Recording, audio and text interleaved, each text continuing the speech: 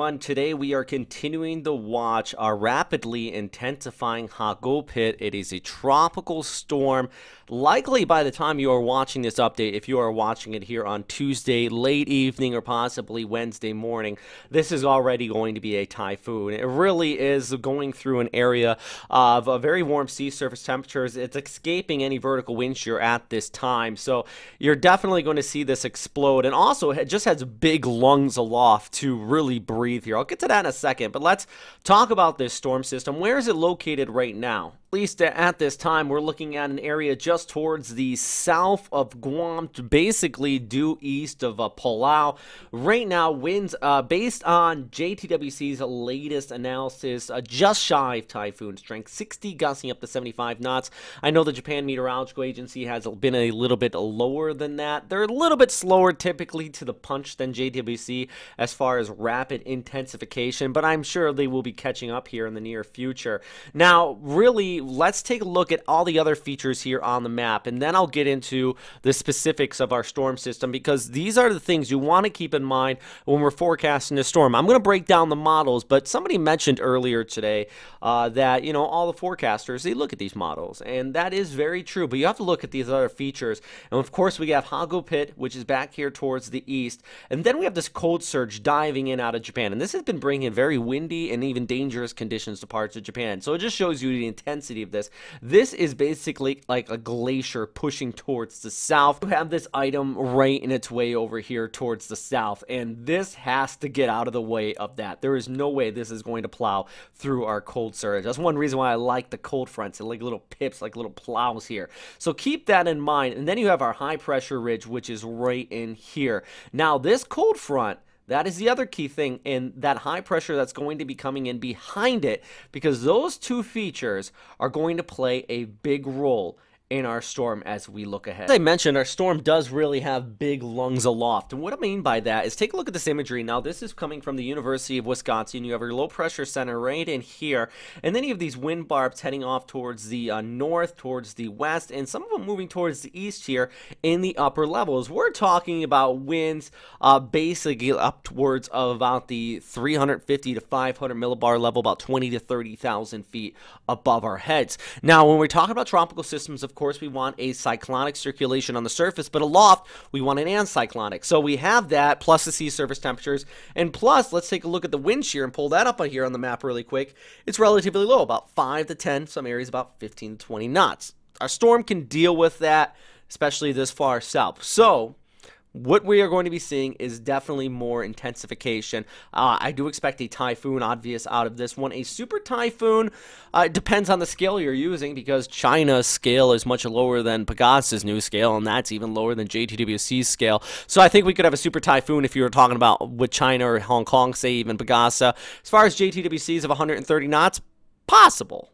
So now let's get into the meat and potatoes of this update, and that really is the forecasted track, because I know if you have been following the storm, there really has been a lot of controversy on the extended range. And what I mean by extended range, I'm still talking about 3 to 4, even 5 days out. As far as the next 72 hours, though, I mean, this storm system is heading on a westerly path. There is little to stop it. If you are in Yap, this is going to be impacting you right on. I mean, there's about 10,000 people that live there, and they definitely need to be bracing for a typhoon strength winds at this time. But as the storm system does track off in that direction, we have our high pressure ridge coming in from the north. That's going to keep it on this basically westerly track. But eventually, we have this trough that is going to come in by Thursday into Friday. You can even see it here on the northern extent of your screen.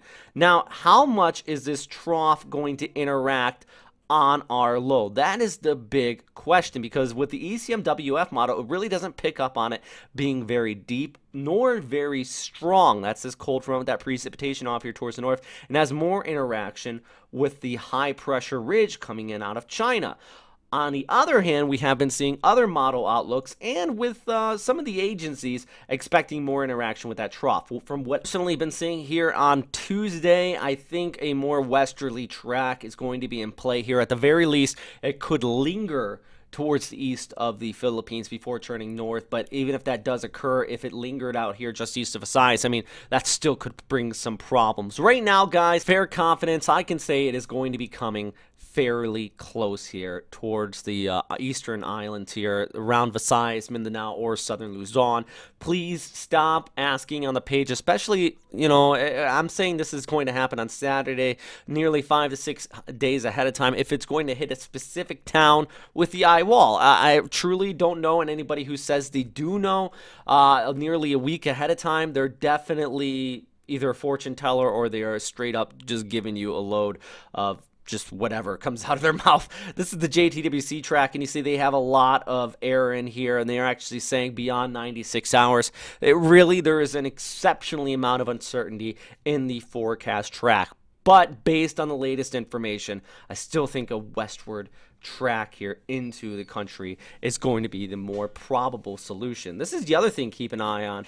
Look at these winds, 222 gusting to 269 kilometers per hour. That's a little bit of a weakening due to shear coming in with that cold surge. They expected to max out around 222 to 269, or excuse me, 241, that was, to 296 kilometers per hour. That is going to be a very intense storm system. So at the very least, if this does stay on that westerly track, shear from that cold surge play a role in weakening the storm system only slightly. Just see so many ifs and whats in this whole update here, guys, and that's really what I'm trying to say. At the very least, Yap and Blau is going to be hit by this.